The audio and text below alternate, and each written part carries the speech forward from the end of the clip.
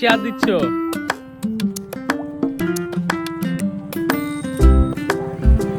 লিচু আম, তাহলে লিচু পাড়াও হলো। হচ্ছে লিচু, গাছ থেকে পেড়ে লিচু, কিনে তো অনেকে সবারই খেয়েছে।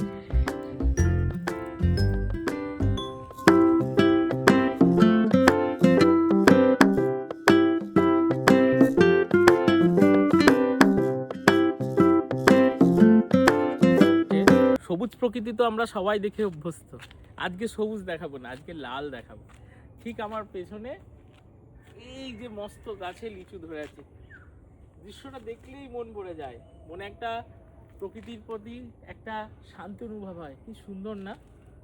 আমরা তো লিচু খেয়েই থাকি, কিন্তু গাছে লিচু দেখার যে এত সুন্দর লাগে কাছ থেকে দেখে, এটা না ক্যামেরার মাধ্যমে তুলে ধরার চেষ্টা করলাম।